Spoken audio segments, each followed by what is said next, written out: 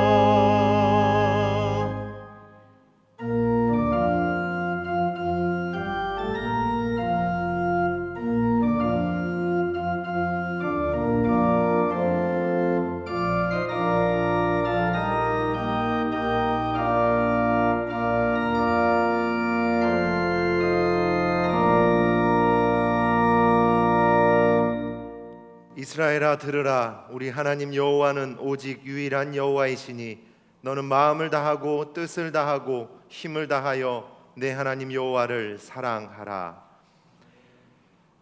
우리를 전심을 다해 사랑하시고 늘 크신 은혜를 내려주시는 하나님 아버지, 우리가 이 시간 주의 이름으로 모여 주님을 전심으로 사랑하며 예배 드립니다.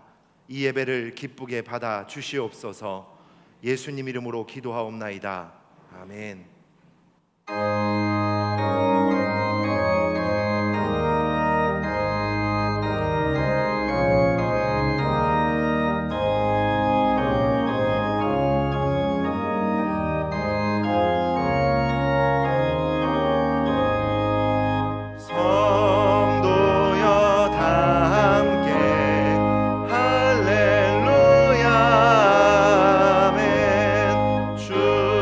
찬양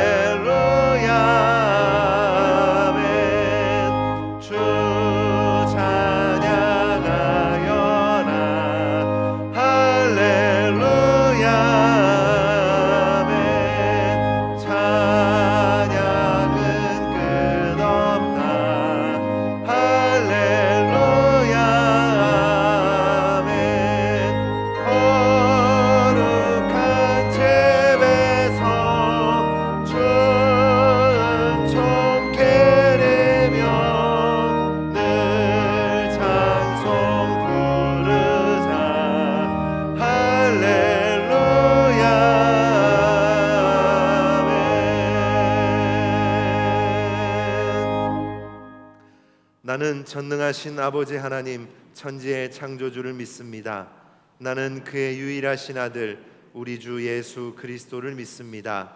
그는 성령으로 잉태되어 동정녀 마리아에게서 나시고 본디오 빌라도에게 고난을 받아 십자가에 못 박혀 죽으시고 장사된 지 사흘 만에 죽은 자 가운데서 다시 살아나셨으며 하늘에 오르시어 전능하신 아버지 하나님 우편에 앉아 계시다가 거기로부터 살아있는 자와 죽은 자를 심판하러 오십니다. 나는 성령을 믿으며 거룩한 공교회와 성도의 교제와 죄를 용서받는 것과 몸의 부활과 영생을 믿습니다. 아멘. 우리의 발걸음을 지키시며 생명의 길로 인도하시는 주님, 이 시간 주님 전에 나와 예배드릴 수 있는 은혜를 허락하여 주시니 감사드립니다. 신령과 진정으로 드리는 우리의 예배를 기쁘게 받아 주옵소서.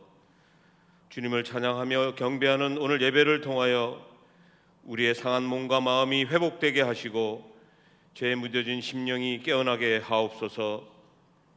우리를 자녀 삼아 주시고 구주 예수 그리스도를 따라 그 말씀대로 살아가게 하신 은혜에 감사드립니다.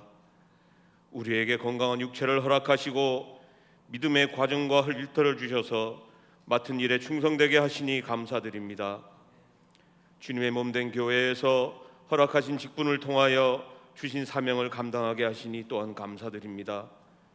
주님께서 허락하신 감사의 조건을 깊이 간직하며 오직 주님 안에 우리의 삶의 뿌리를 내리고 주님의 말씀대로 살아감으로 우리의 삶 속에 늘 감사함이 풍성하게 하옵소서.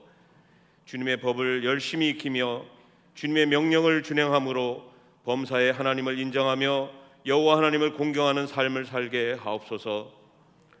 코로나 전염병으로 인해 심히 어려운 기간을 보내고 있지만 그동안 우리 강속교회 사랑하는 가족들을 보호하시고 지켜주셨음에 감사드립니다. 코로나로 인하여 가족을 잃은 사람들의 마음을 위로하여 주시고 홀로 격리되어 두려움 가운데 있는 이들의 마음에 주님 주시는 평안함을 허락하여 주옵소서. 코로나 전염병을 위해 수고하는 의료진들과 봉사자들의 건강을 지켜주시고 그들의 수고를 주님께서 기억하시고 축복해 주옵소서. 코로나를 통하여 주님 말씀하시는 징계와 교훈을 알게 하시며 인간의 나약함과 주님의 도움 없이는 아무것도 할 수 없음을 다시 한번 깊이 깨닫게 하옵소서.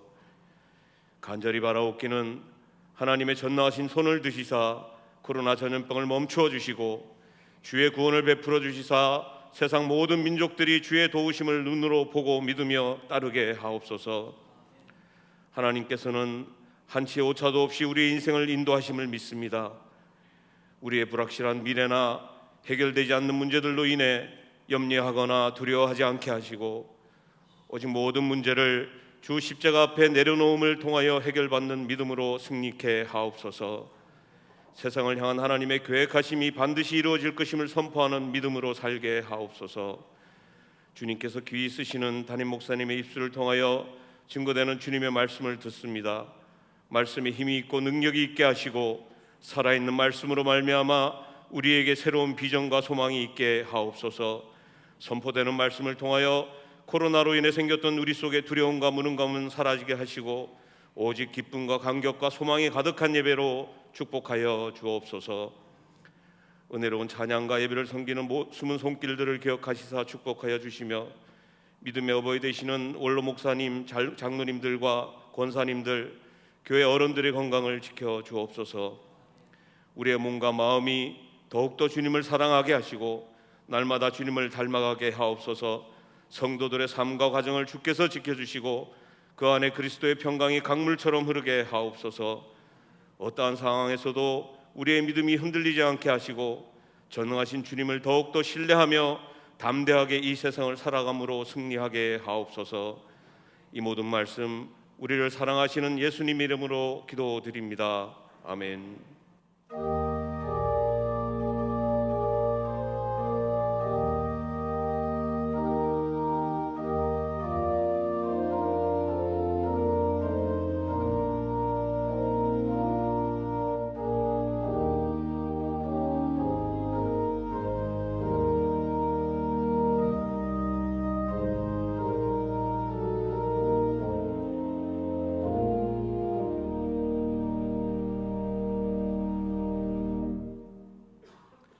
교회 소식을 말씀드리겠습니다. 오늘은 스승의 주일입니다. 주일 1, 2, 3부 예배는 함께 모여 예루살렘 예배실에서 드리고 있습니다. 예배당에 오시지 못하는 분들을 위해서 2, 3부 예배는 온라인으로 중계하고 있습니다. 예배를 마치고 나가실 때에는 거리를 두며 천천히 나가주시기 바라겠습니다. 새벽 기도회는 오전 5시 30분에 예루살렘 예배실에서 드립니다. 개인 성경책을 지참해 주시기 바라고요. 사회적 거리두기 실천을 위해 5시에 예배당 문을 열고 있습니다. 주중 예배는 가정 예배와 개인 기도회로 대신합니다. 청년부 예배는 오후 2시에 예루살렘 예배실에서 드립니다. 교회학교 예배는 온라인으로 드립니다. 모임 광고입니다. 교육위원회가 3부 예배 후 베델 예배실에서 있습니다. 교사 기도회가 23일 토요일 오후 8시 온라인 기도회로 진행됩니다. 교우 소식입니다. 207구역 김현준 집사님, 표금 집사님께서 은혜에 감사하며 아름다운 꽃을 헌물하셨습니다. 출산한 가정이 있습니다. 기도해 주시고요. 소청 광고입니다. 112구역 현수자 명예권사님의 모친께서 16일 토요일 소천하셨습니다.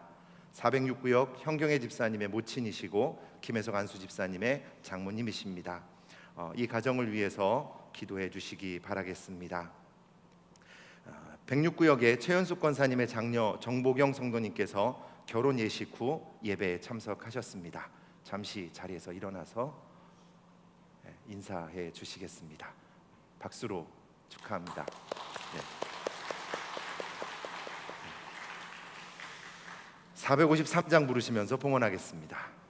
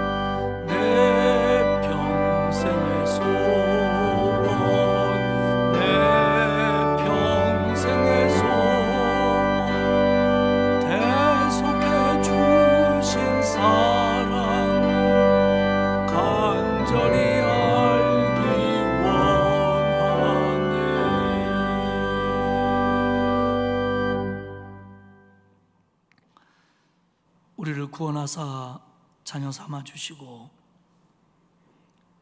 어렵고 힘들 때에도 한결같은 사랑으로 붙들어 주시는 하나님의 은혜 진심으로 감사를 드립니다. 지난 한 주간도 하나님이 지켜주셨고 오늘 복되고 거룩한 주일을 맞이하여 하나님 앞에 나와 예배할 수 있도록 불러주셨으니, 교회에서 가정에서 예배드릴 수 있도록 이끌어 주셨으니 감사합니다. 우리가 영과 진리로 예배하게 하시고 하나님의 임재를 느끼면서 온전한 예배를 드릴 수 있도록 도와주옵소서. 그리고 하나님, 예배하는 곳에 오셔서 우리의 예배를 받으시며 은혜와 복을 내려 주옵소서.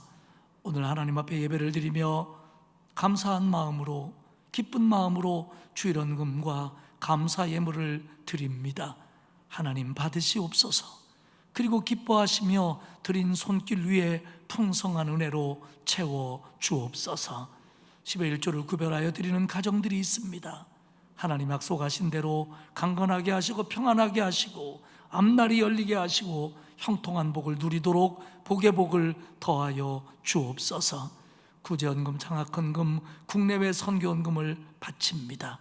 하나님, 쓰여지고 보내지고 사용될 때에 먼저 하나님의 영광이 드러나며 교회의 사랑이 전파되며 그리고 어려운 환경에서 복음을 전하는 이들에게 힘이 될 수 있도록 하나님 역사해 주옵소서.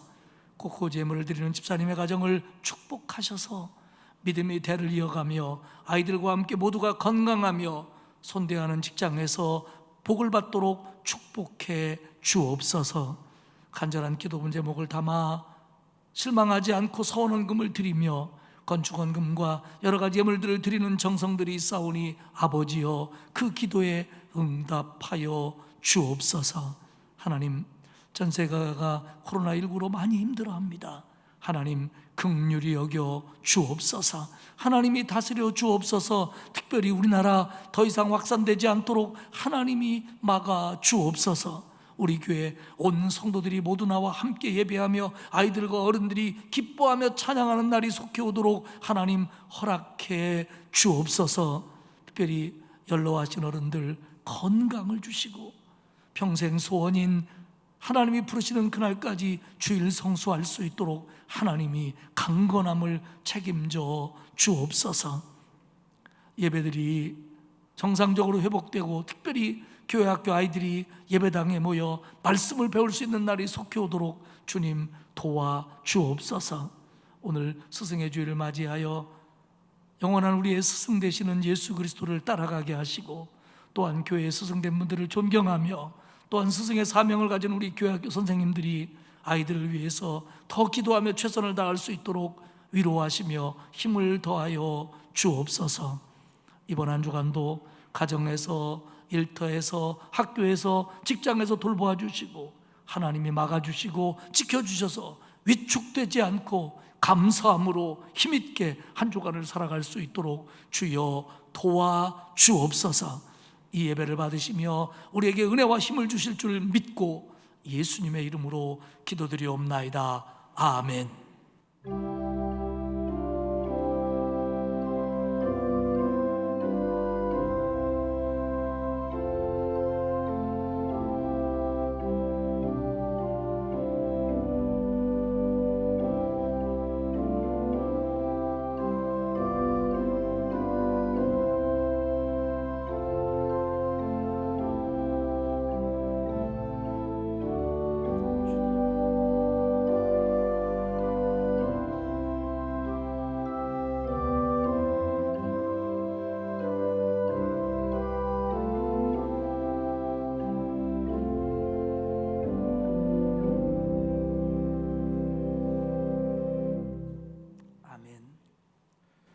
오늘 우리에게 주신 하나님의 말씀은 출애굽기 32장 9절부터 14절까지의 말씀입니다.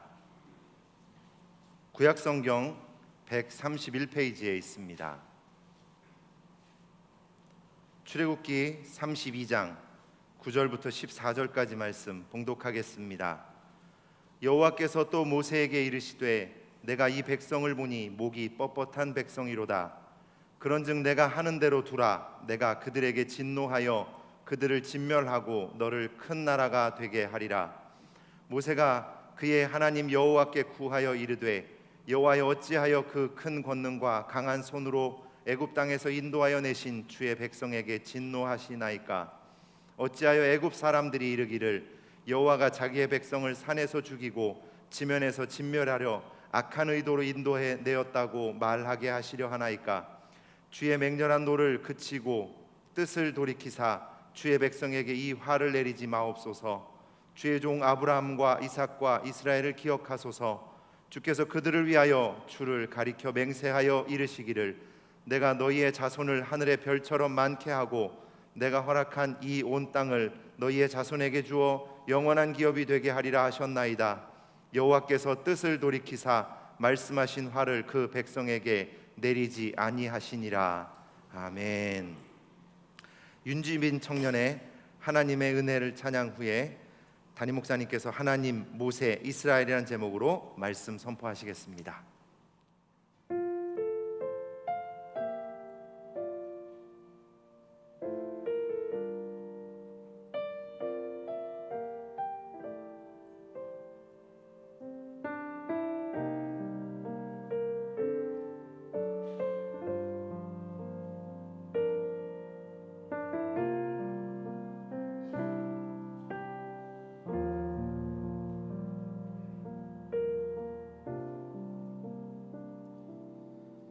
나를 지으신 이가 하나님,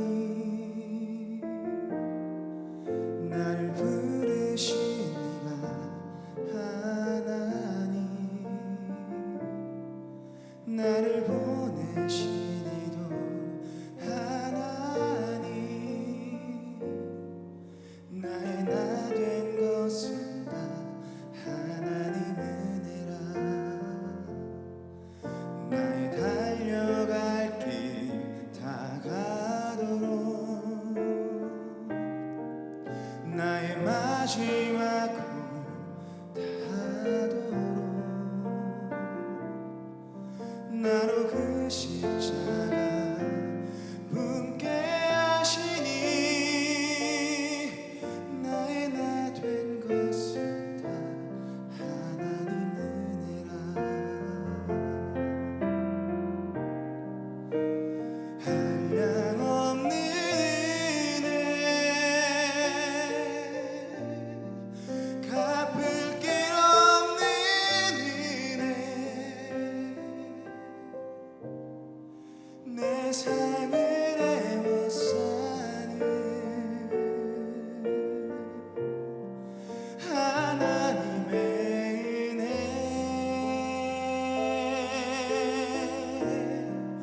나 주저함 없이 그 땅을 밟음도 나를 붙드시는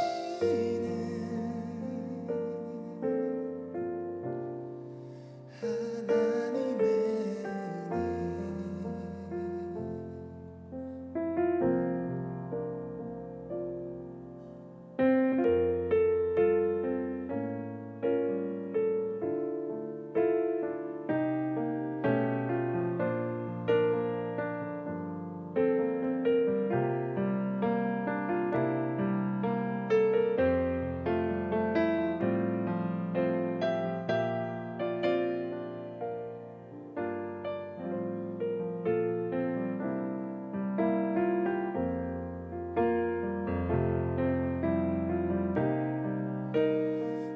한량없는 은혜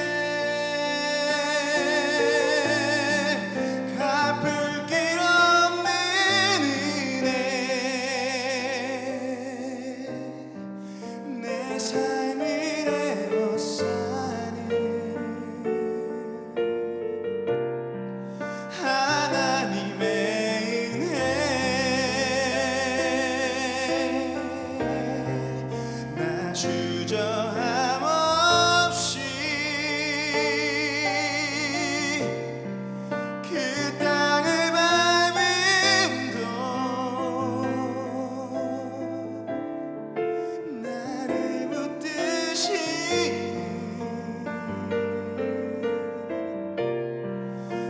하나님의 은혜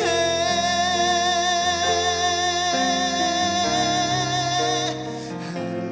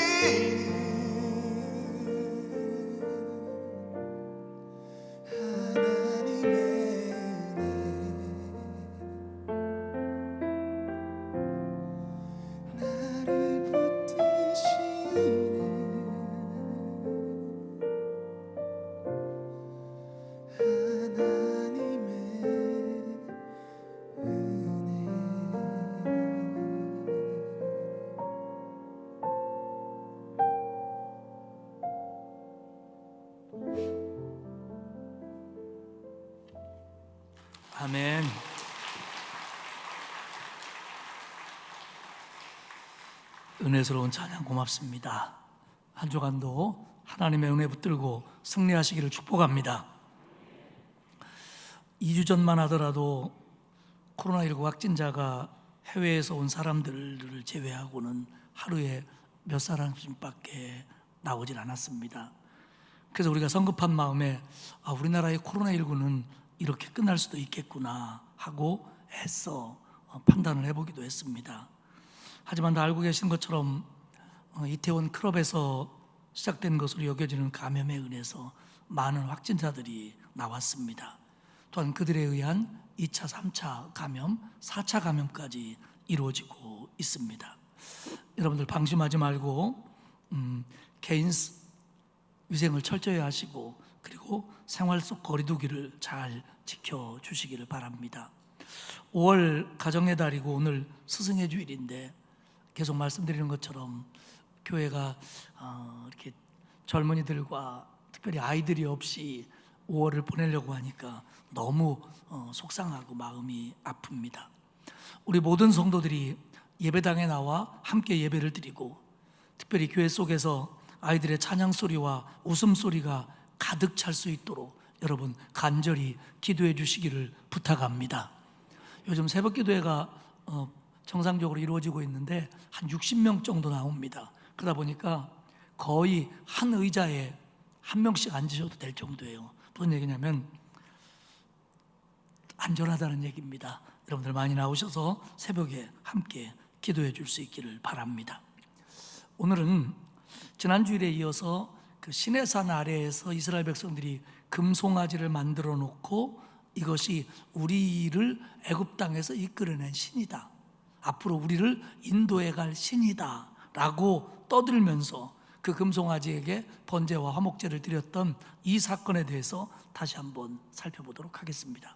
지난 주일은 왜 그들이 금송아지를 만들어 놓고 그런 일을 했을까, 그 이스라엘의 잘못된 신앙의 이유들을 생각하면서 그들의 문제점에 대해서 초점을 맞춰봤습니다. 오늘은 그 일에 대해서 하나님의 진노하심, 그리고 하나님의 진노하심과 이스라엘 범죄 사이에서 애쓰고 있는 모세의 중보, 이 부분에 초점을 맞추어서 말씀을 나누려고 합니다.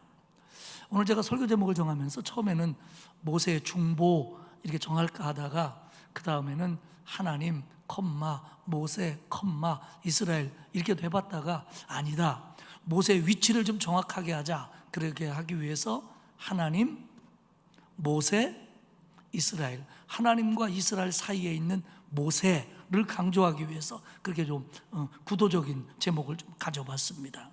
사랑하는 여러분, 하나님과 이스라엘 백성 사이에서 기도하며 중보하고 있는 이 모세의 모습이 오늘 부모의 모습이어야 하고요, 또 교회학교 선생님들의 모습이어야 하고요, 그리고 먼저 믿은 성도들의 역할이어야 합니다. 그런 의미에서 오늘의 얘기는 이 시대를 살아가는 특별히 가정의 달에 우리에게 아주 적절한 말씀이라고 저는 믿습니다. 오늘의 말씀이 저와 여러분 모두에게 은혜가 되기를 주님의 이름으로 축복합니다. 첫 번째 생각할 것은 하나님의 진노하심입니다. 이스라엘 백성들이 금송아지를 만들어 놓고 이것이 애굽에서 여기까지 우리를 인도해낸 우리의 신이다 그러면서 그 금송아지에게 제물을 드리면서 예배 행위를 했습니다. 출애굽기 32장 5절과 6절에 보면 분명히 아론이 내일은 여호와의 절일이다, 그러니 금송아지 앞에 번제와 화목제를 드리자 했고 드렸습니다. 여호와의 절일, 이 무슨 말입니까? 여호와의 절기, 하나님과 관련된 날, 하나님께 제물 드리는 날, 그런 뜻입니다. 오늘로 말하면, 우리에게 말하면 어떤 절기나 주일이나 그런 날이라는 거예요. 그러니까 그런 날, 여호와께 예배드리는 날에 금송아지에게 번제와 화목제를 드리자는 겁니다. 이게 무슨 뜻입니까? 이게 하나님의 형상이다, 혹은 이게 하나님을 대신할 하나님의 역할을 해줄 신의 형상이다, 이렇게 선언하고 그 앞에 예배를 드렸던 겁니다.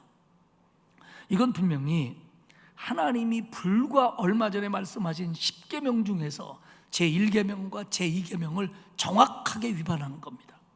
1계명이 뭡니까? 하나님 외에는 다른 신을 두지 말아라. 이 계명이 뭡니까? 너를 위하여 새긴 우상을 만들지 말고 그것에게 절하지도 말고 섬기지도 말라.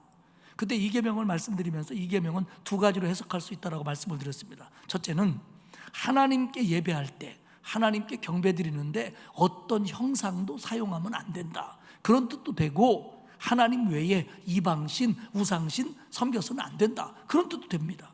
그런데 이스라엘 백성들은 이 1, 2 계명을 지금 위반했습니다. 언제라고 하는 신학자는 이 부분에 대해서 이런 얘기를 합니다. 이는 여기까지 이스라엘 백성들이 이르는 동안 이스라엘이 저지른 죄악 중에 최악의 것이다. 그리고 지금까지 하나님께서 이들을 위하여 베푸신 모든 은총과 주신 말씀을 무효화하는 것이다. 지금 이스라엘 백성들의 이 범죄로 하나님과 자기들과의 계약을 무효시키는 행동이라는 겁니다. 하나님은 진노하셨습니다. 그래서 진노하신 하나님은 모세에게 이렇게 얘기합니다. 출애굽기 32장 10절에 보면 그런즉 내가 하는 대로 두라. 내가 그들에게 진노하여 그들을 진멸하고 너를 큰 나라가 되게 하리라. 진멸하겠다, 진멸하다, 이 히브리어의 글자 그대로 해석하면 뭐냐면 끝장을 내다는 뜻입니다. 내가 출애굽 여기서 끝장을 내겠다. 하나님이 출애굽 더 이상 안 하시겠다는 겁니다. 여기서 이스라엘 백성을 다 진멸하겠다. 그리고 모세 너만 살려서 너를 통해서 새로운 민족을 이루어 내가 다시 시작하겠다. 하나님이 화내시는 내용이 이겁니다. 하나님께서는 이렇게 진노하시기에 앞서서 진노하시는 이유를 말씀했습니다. 8절에 보면 그들이 내가 그들에게 명령한 길에서 속히 떠나. 하나님이 이스라엘 백성들에게 명령한 명령을 이스라엘 백성들이 속히 떠났다는 겁니다. 그 길이 뭡니까? 하나님과 언약을 맺으면서 하나님이 말씀하신 하나님의 백성들의 삶의 방법, 삶의 양태, 하나님과 언약을 맺고 하나님 말씀하신 그 내용, 거기서 떠났다는 겁니다. 그것도 속히. 그들이 서둘러 돌아섰다라는 뜻입니다. 하나님하고 약속해놓고 조금 어려워지니까 하나님과 약속한 내용들에게서 속히 서둘러 돌아서 버렸다는 겁니다. 8절 보십시오. 자기를 위하여 송아지를 부어 만들고 그것을 예배하며 그것에게 제물을 드리며 말하기를 이스라엘아, 이는 너희를 애굽 땅에서 인도하여 낸 너희의 신이라 하였도다. 금송아지를 만들어 놓고 하나님의 형상이다. 하나님이 인도하셨는데 금송아지가 인도하셨다. 금송아지가 인도할 거다. 이렇게 지금 말하고 있어요. 하나님은 굉장히 진노하셨습니다. 여러분, 우리가 인생을 살면서 꼭 알아야 될 게 뭐냐면요, 우리 하나님은요, 하나님이 하신 일, 하나님이 주신 것을 하나님이 주셨다고 믿지 않고 하나님이 하셨다고 생각하지 않고 행동하고 말하는 거, 하나님이 굉장히 싫어하십니다. 구원, 하나님께서 예수 그리스도의 십자가의 보혈을 통해서 백성들에게 주는 겁니다. 그런데 사람들이 하나님 아닌 다른 것들이 구원을 줄 수 있을 거라고 믿고 또 하나님에게 구원이 없다라고 생각하는 거, 하나님은 굉장히 진노하십니다. 그래서 끝까지 그렇게 생각하는 사람들은 구원하지 않고 멸망시켜서 하나님 나라에 갈 수 없게 만드시는 겁니다. 하나님이 되게 싫어하십니다. 행복, 하나님이 주는 것이고 하나님의 말씀에 순종할 때 참 행복을 누리는 건데, 사람들이 하나님 없이도 자기 노력만으로 행복할 수 있고 자신의 힘과 능력으로 어떤 사람과 어떤 방법을 통해서 얻을 수 있을 거라고 착각하기 때문에 그런 사람들에게는 하나님이 일생을 살면서 진정한 행복을 맛보게 하지 않으십니다. 사랑하는 여러분, 하나님이 하신 일을 하나님이 하신 일이라고 인정하고 하나님이 주신 것을 하나님이 주신 거라고 믿고 감사하며 살아가는 저와 여러분이 되시기를 축복합니다. 하나님 아닌 금송아지를 만들어 놓고 금송아지가 지금까지 우리를 인도했다, 금송아지가 앞으로도 우리를 책임져 줄 거다, 하나님이 하신 일을, 하나님이 하실 일을 다른 것이 해줄 거라고 그들은 말하고 있는 겁니다. 또한 하나님께서는 이스라엘 백성들에게 노하시는 이유가 비슷한 관점입니다만은 하나님 말씀에 순종하지 않기 때문에 하나님이 지금 화를 내시는 거예요. 9절에 보면 여호와께서 또 모세에게 이르시되 내가 이 백성을 보니 목이 뻣뻣한 백성이로다. 지난주에도 말씀드렸지만 이 목이 뻣뻣하다. 말이나 소가 주인이 고삐를 잡아 다니는데도 고집부리고 반대쪽으로 힘쓰면서 완고하게 거부하는 짐승을 가리킬 때 쓰는 표현입니다. 짐승의 경우 부려먹기 어렵고 다려먹기 어려운 짐승을 이렇게 말합니다. 우리 동네 말로 하면 이거예요. 말 참 징그럽게 안 듣네, 이겁니다. 가끔 저희 어머니가 아니 그런 일은 없었습니다. 말 참 징그럽게 안 듣네, 징그럽게 안 듣네.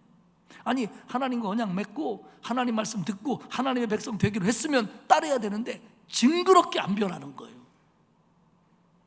하나님 말씀에 불순종하면서 절의를 선포하고 하나님 대신하는 거 대신도 아니지만 송아지 갖다 놓고 거기다 예배 드린다고 하나님이 받으실 리가 있습니까? 여러분 우리가 기억하십시오. 우리가 하나님 말씀에 순종해야 우리의 예배가 진짜 예배가 되는 것이고 우리의 헌신이 진짜 헌신이 되는 거지, 우리가 하나님 말씀에 불순종한 채 예배라고 하는 헌신이라고 하는 포장을 해도 그건 하나님을 기쁘시게 할 수 없음을 아시기를 축복합니다. 이스라엘 백성은 어리석었습니다. 하나님이 아니라 모세가 우리를 인도했다 착각했고요. 하나님의 자리에 금송아지를 얹어 놓았습니다. 보이지 않고 보지 못하는 불안감을 보이는 것을 만들어 놓고 채우려고 했습니다. 이게 이스라엘의 잘못이죠. 그러면서 하나님의 명령을 떠나 불순종하며 하나님이 원하는 길에서 애써 빠져나가고 있습니다. 그렇게 하면 다시 평안해질 거라고 생각했습니다. 그렇게 하면 다시 행복해질 수 있을 거라고 생각했습니다. 그렇게 하면 믿는 구석이 생길 거라고 생각을 했습니다. 착각이었습니다. 하나님은 진노하셨습니다. 또 하나 생각할 것은 모세의 역할입니다. 모세의 기도, 모세의 중보입니다. 모세는 하나님과 이스라엘 백성 사이에 서서 하나님께 기도합니다. 모세는 이스라엘의 불순종과 하나님의 진노하심에 서서 하나님께 간절히 매달리고 있습니다. 오늘 말씀 중에서 우리가 꼭 기억을 해야 될 부분입니다. 하나님께서 모세에게 이렇게 말씀하셔요. 10절에 보면 그런즉 내가 하는 대로 두라. 모세야, 너 일 상관하지 마라. 더 리얼하게 얘기하면 모세 너는 빠져라. 이제 저것들이 저라니까 내가 저들을 진멸하겠다. 모세 너는 빠져라. 문자적으로 보면 하나님이 모세한테 나서지 말아라, 빠져라, 그런 얘기처럼 들립니다. 그런데 많은 신학자들은 이 말을 그 말 액면 그대로 받아들이지 않습니다. 특별히 사르나를 대표로 하는 많은 신학자들은 뭐라고 생각하냐면, 그러나 이 말씀은 이스라엘을 위한 모세의 중보와 밀접한 관계가 있으며 하나님께서 모세의 중보를 기대한다고 하는 것이 일반적인 해석이다, 이렇게 내놓고 있습니다.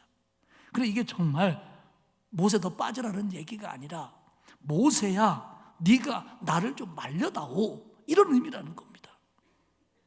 물론 이스라엘의 범죄는 진노하심에 따라 멸망받기에 합당한 죄였습니다. 또 하나님의 진노하심은 정당했습니다. 그러나 하나님은 모세가 말려주기를 기대하고 있다는 해석입니다. 이게 뭐냐면 하나님의 긍휼, 하나님의 사랑으로 대표되는 하나님의 성품입니다. 그렇게 진노하시면서도 한편으로는 그들을 불쌍히 여기신다는 겁니다. 사랑하는 여러분, 잘 들으십시오. 어떤 사람이 내 자식일 수도 있고요, 내 남편일 수도 있고요, 내 가족일 수도 있고요, 내가 가르치는 아이일 수도 있고요, 내가 사랑하는 사람일 수도 있고 우리 성도일 수도 있습니다. 그 어떤 사람이 깨닫지 못하고 죄를 짓고 회개하지 않고 불순종하고 있고 심지어는 하나님에게서 멀어져 갔을 때 하나님은 이 사람을 위해서 나의 역할을 기대하신다는 거예요. 내 중보를, 내 기도를, 때로는 저 사람을 품고 내가 회개하기를 하나님이 기다리신다는 거예요. 우리의 자녀들 예수 믿다가 머리 커지더니 하나님께서 멀어져 갔습니다. 우리 가족들, 아이들, 남편, 아내 교회 다닌다고 하지만 내가 보니까 하나님 앞에 불순종하고 잘못하는 거 어디 가서 얘기를 못하지만 내가 아는 거예요. 너무 많은 거예요. 이럴 때 하나님은 내 역할을 기대하시는 거예요. 모세처럼. 사랑하는 여러분, 우리는 이 일을 해야 됩니다. 이게 하나님의 요구고 우리가 갖고 있는 사명이라는 걸 아시기를 축복합니다. 모세가 하나님께 간절히 기도합니다. 출애기 32장 11절에 보면 모세가 그의 하나님 여호와께 구하여 이르되, 구하다, 여기서는요 애절하게 간청하다, 애원하다 이런 뜻입니다. 모세가요 이걸 정말 자기 문제로 안고 하나님 앞에 막 애원을 하는 거예요. 애원을. 하나님 그러지 마십시오. 용서해 주십시오. 진멸하지 마십시오. 이 가운데 서서 하나님, 우리로 말하면 하나님 그 바지 붙들고, 바지 하여간 뭐 붙들고 그렇게 애원하는 겁니다. 근데 모세가요 이때 세 가지 이유를 들면서 하나님이 진멸하지 않기를 간청합니다. 첫째는 뭐냐면 하나님의 자비하심에 호소합니다. 하나님의 사랑으로 이스라엘 백성 구원시킨 거 아닙니까? 하나님의 자비하심으로 이스라엘 백성을 출애굽시킨 거 아닙니까? 그리고 하나님의 능력과 힘으로 여기까지 인도하지 않으셨습니까? 그런데 여기서 진멸하시면 어떡합니까? 11절을 보십시오. 모세가 그의 하나님 여호와께 구하여 이르되, 여호와여 어찌하여 그 큰 권능과 강한 손으로 애굽 땅에서 인도하여 내신 주의 백성에게 진노하시나이까?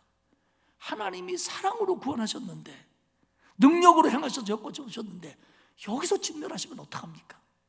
두 번째는 하나님의 영광이 가려진다고 호소하고 있습니다.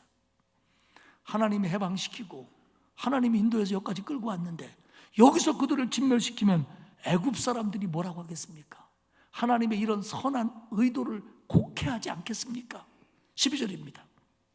어찌하여 애굽 사람들이 이르기를 여호와가 자기 백성을 산에서 죽이고 지면에서 진멸하려는 악한 의도로 인도해 내었다고 말하게 하시려 하나이까? 주의 맹렬한 노를 그치시고 뜻을 돌이키사 주의 백성에게 이 화를 내리지 마옵소서. 하나님은 사랑으로 이스라엘 백성을 구출했는데 여기서 진멸하면요 애굽 사람들이 비웃습니다. 그 난리치고 구원하더니 겨우 거기서 죽이려고 하나님이 끌고 나간 거구나 이렇게 말할 거 아닙니까? 하나님의 영광을 얼마나 가리겠습니까? 안 됩니다. 세 번째로는 하나님이 이스라엘 백성의 조상들과 한 약속을 근거로 하시면 안 된다고 말립니다. 하나님께서 아브라함과 이삭과 야곱에게 약속하지 않았습니까? 후손들을 헤아릴 수 없을 만큼 번창하게 하신다고 그랬고, 그리고 넓은 땅을 유업으로 준다고 약속하지 않으셨습니까? 그런데 여기서 진멸하시면 그 약속은 어떻게 되는 겁니까? 13절입니다. 주의 종 아브라함과 이삭과 이스라엘, 야곱이죠. 야곱을 기억하소서. 주께서 그들을 위하여 주를 가리켜 맹세하여 이르시기를 내가 너희 자손을 하늘의 별처럼 많게 하고 내가 허락한 이 온 땅을 너희 자손에게 주어 영원한 기업이 되게 하리라 하셨나이다. 하나님이 아브라함하고 약속하고 이삭하고 약속하고 야곱하고 약속했는데 기억해 주십시오. 여기서 진멸해버리고 나를 살리셔서 내 자손으로 나라를 세우겠다고 한다면 그들이 어떻게 아브라함의 자손입니까? 모세의 자손이지요. 하나님 그러니 진멸하지 마십시오. 하나님의 사랑하심, 하나님의 자비하심을 나는 압니다. 그러니 끝까지 그들이 갈 수 있도록 해주십시오. 하나님, 이거 애굽 사람들이 비웃을 일입니다. 하나님 영광 가리는 일입니다. 하지 마십시오. 하나님이 약속하신 거 지키시지 않습니까? 자손들을 보존해 주십시오. 하나님, 여기서 이러시면 안 됩니다. 여기서 이러시면 안 됩니다. 이러면서 모세가 매달리는 거예요. 그런데요, 하나님은 이 모세의 간절한 기도를 듣고 하나님의 뜻을 돌이킵니다. 14절을 보십시오. 여호와께서 뜻을 돌이키사 말씀하신 화를 그 백성에게 내리지 아니하시니라. 돌이키사, 이 표현을 잘 이해해야 돼요. 이 돌이킨다라고 하는 표현이 하나님에게 사용될 때는요, 성경에서 하나님이 실수했거나 하나님이 판단을 잘못하셔서 뭔가를 바꿨다, 그런 뜻이 아닙니다. 성경에서 하나님이 돌이켰다고 하는 것은 어떤 일에 있어서 비탄과 슬픔을 가지시고 하나님의 행동을 다른 방법으로 나아가게 하셨다, 이런 의미예요. 여러분, 하나님은요 항상 일관성이 있습니다. 하나님은 일관되게 행동합니다. 그러나 하나님에게는 유연성이 있습니다. 하나님은 이 죄인들을 멸하야겠다는 일관성이 있지만 모세의 중보 때문에 하나님께서는 유연성을 발휘하여 다른 방법으로 하시겠다고 마음을 바꾸신 겁니다. 구약의 율법주의자들은 훗날 예수님에게까지 오도록 그들이 착각하는 게 하나 있었습니다. 그러면 하나님은 변하지 않는 분이기 때문에 하나님은 어떤 틀에 갇혀 있는 줄 알았어요. 그래서 어떤 하나님의 원칙이 있고 어떤 그 인과 응보의 관계가 있고, 그리고 하나님이 정해놓은 법칙 안에서 하나님은 절대로 안 바뀐다, 이렇게 생각을 했어요. 그러다 보니까 하나님의 사랑과 긍휼을 온전하게 이해를 하지 못했습니다. 사랑하는 여러분, 하나님은 스스로 존재하시는 분입니다. 하나님은 창조주이십니다. 그래서 하나님은 하나님이 만들어 놓은 피조물 세계에서 그들에게 원칙을 주시는 자유로운 주권자이십니다. 하나님은요 공의 아래 계신 게 아니라 하나님이 의롭다고 하시는 게 공의입니다. 하나님은 선 아래 있는 게 아니라 하나님이 선하다고 말씀하시는 게 선이에요. 그렇다고 해서 이것이 무슨 그리스 로마 신화에 나오는 변덕스러운 신이나 예측할 수 없는 신이라는 뜻이 아니라, 하나님은 우리를 사랑하고 계시기 때문에, 우리를 불쌍히 여기기 때문에, 때로는 그 긍휼하심과 사랑 때문에 마음을 돌이키시기도 하는 하나님이시라는 겁니다. 할렐루야. 그렇기 때문에 우리가 구원받은 거예요. 그렇기 때문에 오늘 우리가 여기에 있을 수 있는 겁니다. 그렇기 때문에 우리가 하나님의 긍휼하심과 하나님의 사랑을 덧입기 위해서 진심으로 우리가 회개하고 기도해야 될 이유가 바로 여기 있는 겁니다. 하나님이 그런 분이기 때문에, 하나님이 나의 진짜를 알기 때문에, 그래서 봐주시기 때문에. 하나님은요 하나님의 뜻을 돌이키셨습니다. 이건 하나님의 뜻에 결함이 있었다는 게 아니에요. 하나님이 처음에 잘못 생각했다는 뜻이 아니에요. 하나님의 결정에 뭔가 문제가 있었다는 뜻이 아니에요. 이건 하나님이 사람을 사랑하기 때문에, 사람을 긍휼히 여시기 때문에 바꾸셨다는 얘기입니다. 사실 모세는요 이스라엘 백성의 범죄를 잘 알고 있었어요. 그리고요 모세도 그거 보면서 화가 났어요. 성경에 보면 산에서 내려오다가 그 송아지 놓고 하는 짓 보고요, 하나님이 새겨준 그 귀한 십계명 돌판을요 그들에게 던져버립니다. 박살을 내버려요.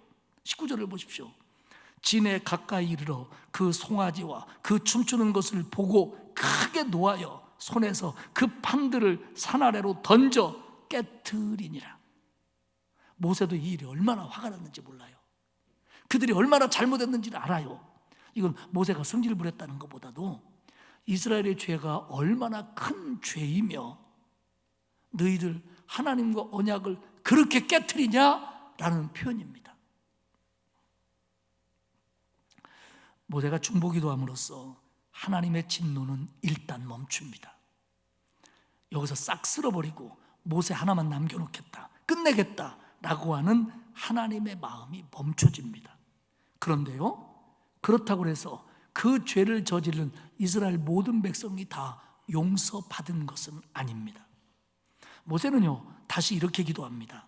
출애굽기 32장 31절과 32절에 보면 모세가 여호와께 다시 나아가 여짜오되 슬프도소이다. 이 백성이 자기를 위하여 금신을 만들어 싸우니 큰 죄를 범하였나이다. 그러니 이제 그들의 죄를 사하시옵소서. 그렇지 아니하시오면 원하건대 주께서 기록하신 책에서 내 이름을 지워버려 주옵소서. 지금 모세는요 이스라엘 백성이 하는 짓을 보고 굉장히 분노하고 있지만 그들의 죄 속에 자기까지 포함을 시킵니다. 하나님, 저 인간들이 저랬습니다 라가 아니라 그들이 멸망받아야 된다면 나도 함께 멸망받아야 될 사람입니다. 이게 모세의 마음이에요. 여러분, 우리가 누군가를 위해서 회개하고 중보하고 기도한다면 정말 그 사람처럼 돼야 돼요. 하나님, 나는 예수 잘 믿는데요, 우리 신랑 그 인간은 죽어도 안 변하는데 한 번만 봐줘요. 그게 아니라 그 인간, 죄송합니다, 그 잘못 속에 나를 포함시키고 그거에 대해서 간절함을 갖는 것이 동일한 마음을 가지고 하나님 앞에 매달려야 하나님의 마음이 움직인다는 겁니다. 이걸 아시기를 축복합니다, 여러분. 그게 진심이니까요. 모세가 자기의 죄처럼 여기고 하나님 앞에 회개합니다. 하나님이 용서하지 않는다면 저도 멸망당하는 게 맞습니다. 그들을 멸망시키려면 저까지 포함해서 망하게 하십시오. 여러분, 모세가 중보기도 하고요, 회개하고요, 기도함으로 진노는 멈춥니다. 그런데 결국 그 백성이 돌아와야만 이게 끝나는 겁니다. 우리가 우리 아이들, 우리 자녀들, 가족들 놓고 회개도 하고 기도도 하고 중보도 합니다. 그러나 결국 그들이 돌이켜야, 그들이 다시 하나님을 믿고 회개하고 돌이켜야 용서가 되는 겁니다. 그럼 중보기도의 역할은 뭐냐? 그러면 중보기도 해도 용서되는 게 아니고, 중보기도 한다고 구원받는 것도 아니고, 중보기도 한다고 사해지는 것도 아니고, 결국 걔가 다시 해야 되는데, 그럼 우리가 한 건 뭐냐? 아십시오, 돌이킬 수 있는 기회가 나의 기도와 나의 회개와 나의 간절함을 통해서 하나님의 은혜의 기회가 그에게 주어지는 겁니다. 이게 하나님의 사랑이에요. 한번 생각해 보십시오. 예수 그리스도가 십자가에서 우리의 죄를 지시고 내 대신 벌을 받음으로 내가 구원받았습니다. 주님의 대속은 완벽합니다. 나는 주님이 책임져 주신 내 죄 때문에 구원 못 받지는 않습니다. 그러나 내가 회심해야 됩니다. 회심이 뭡니까? 회개와 믿음입니다. 이 예수 그리스도의 십자가를 믿고, 하나님, 내가 하나님을 몰랐던 거, 부인했던 거 회개합니다. 그리고 내가 믿음 갖겠습니다. 이런 내 믿음이 있어야만 내가 구원받는 겁니다. 그렇죠? 주님의 중보가 불완전해서가 아니라 주님의 중보는 내게 구원의 은혜를 받을 수 있는 기회를 열어주는 겁니다. 모세가 하나님 앞에 매달림으로, 모세가 하나님 앞에 중보함으로, 모세가 하나님 앞에 회개함으로 쓸어버렸어야 될 그들에게 기회가 주어지는 겁니다.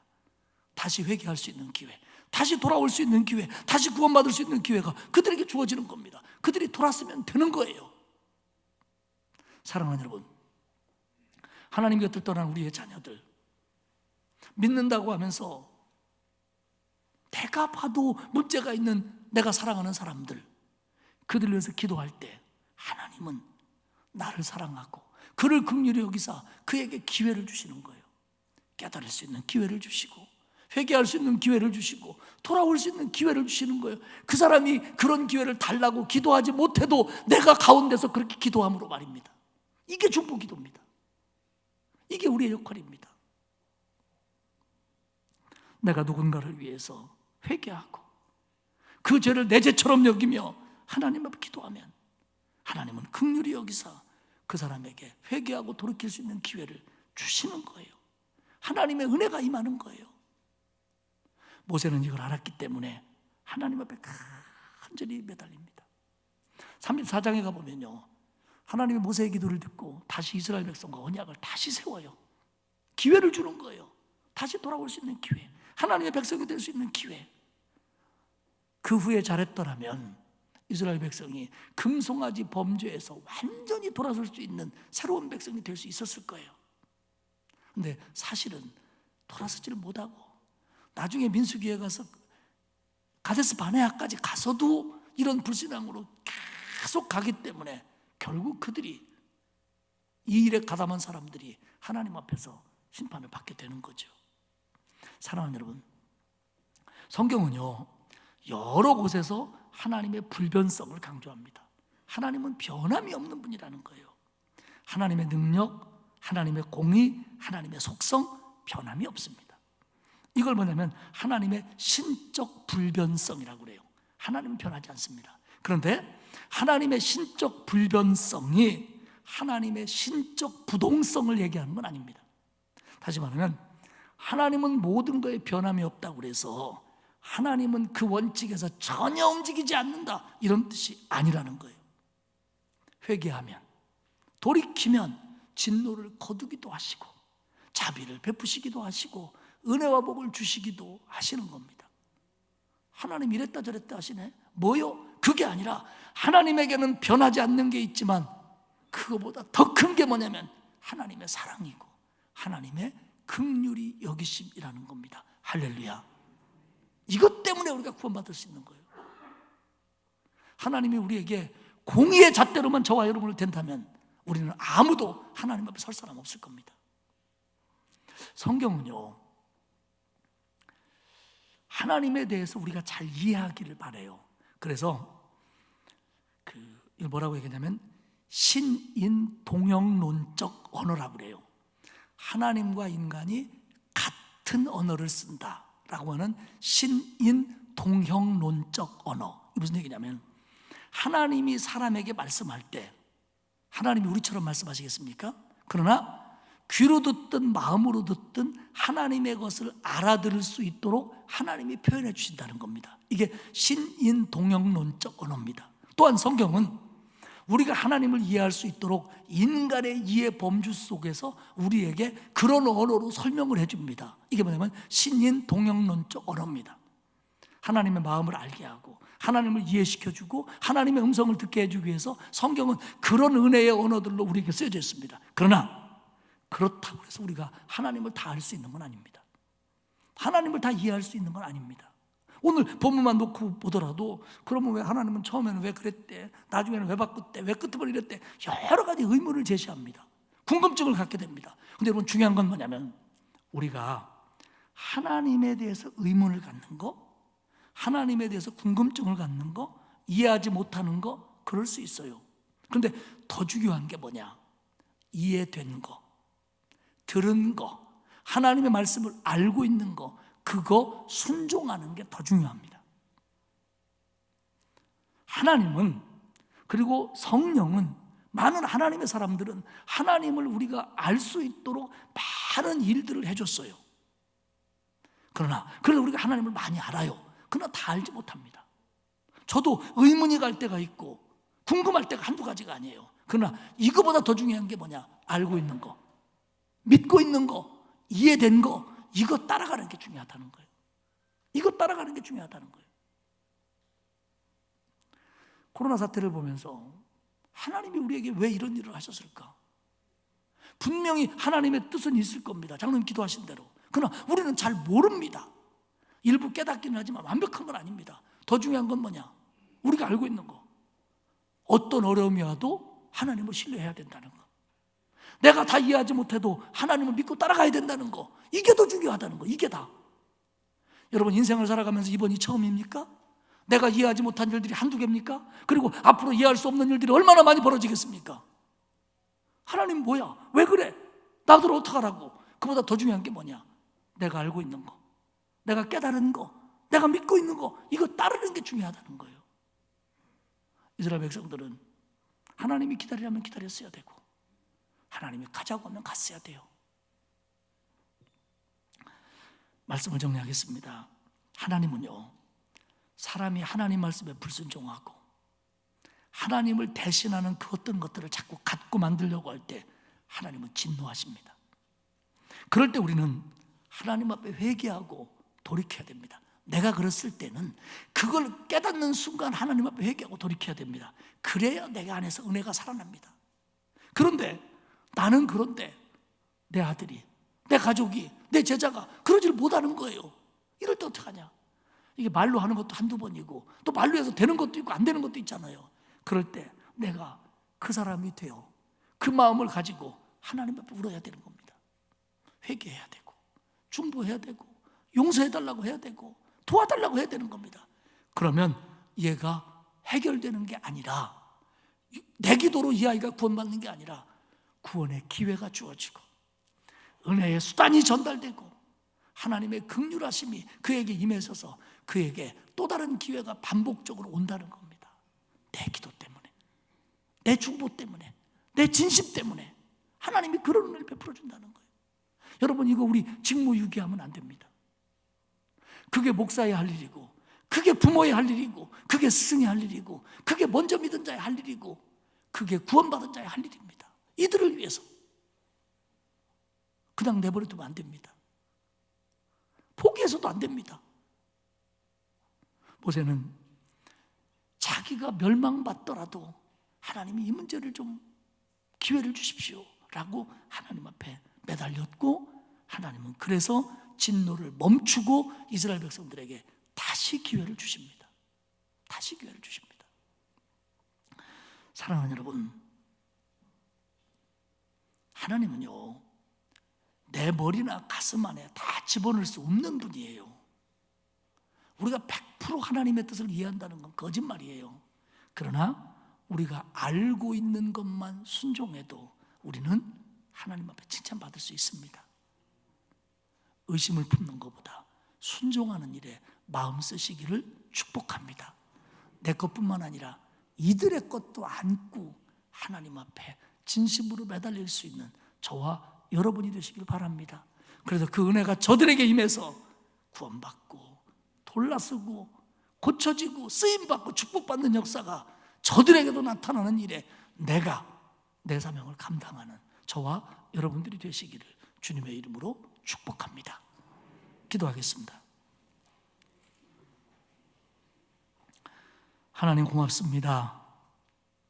내가 하나님 다 알 수 없지만 구원받을 수 있는 길을 깨닫게 해주시고 내 죄를 속해 주셔서 내가 하나님을 믿고 구원받게 하셨으니 고맙습니다. 우리의 자녀들도, 우리의 가족들도, 우리의 아이들도, 그리고 내가 사랑하는 모든 사람들도, 아니 하나님을 모르는 그들까지 위하여 내가 하나님의 긍휼하심을 붙들고 매달리게 하시고 하나님 우리를 불쌍히 여기사 은혜의 기회를 허락하여 주옵소서. 그래서 우리의 자녀들이 돌아오게 하시고 믿는다고 하면서 불순종하는 사람들이 순종의 사람으로 바뀌게 해주시고 하나님의 축복을 누리는 내 사랑하는 사람들이 될 수 있도록 하나님이여 은혜를 베풀어 주옵소서. 모세의 역할을 부족하지만 작지만 나도 감당할 수 있도록 주여 힘 주옵소서. 감사드리며 예수님의 이름으로 기도하옵나이다. 아멘. 459장 찬송하겠습니다.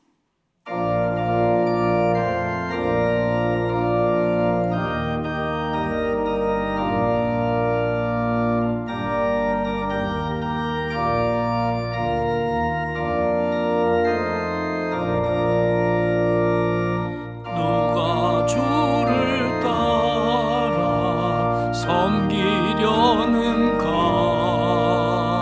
누가 죄를 떠나 주만 따를까? 누가 주를 섬겨 남을 구할까? 누가 주의 뒤를 따라가려나? 부르심을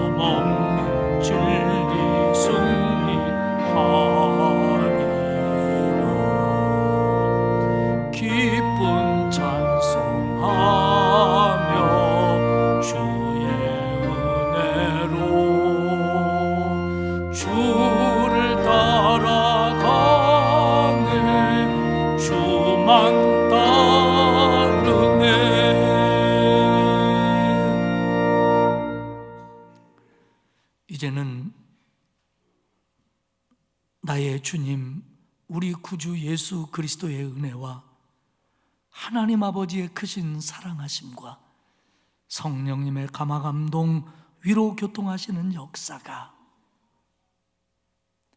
나를 구원해 주심에 감사하고 다른 이들의 구원과 돌이킴과 축복을 위한 나의 역할을 깨닫고 부족하지만 그 사명 나도 감당할 수 있도록 힘 주옵소서 이렇게 기도하며 이 성전을 떠나는 온 성도들 머리 위에와 그 가정과 자녀와 일터 위에와 그리고 우리 교회와 우리나라 온 세계 위에 이제로부터 영원토록 함께하옵시기를 간절히 축원하옵나이다. 아멘.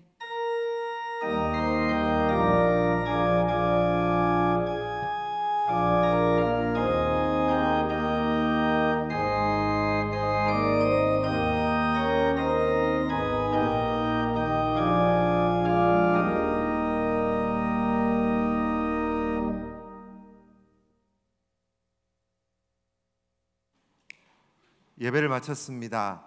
나가실 때 천천히 간격 유지하면서 나가시기 바랍니다. 출입문 나가실 때는 간격이 되는데요. 계단부터 로비 갈 때는 막 붙어 가시니까 조금 우려스럽습니다. 조금 여유 있게 천천히 나가시기 바라겠습니다.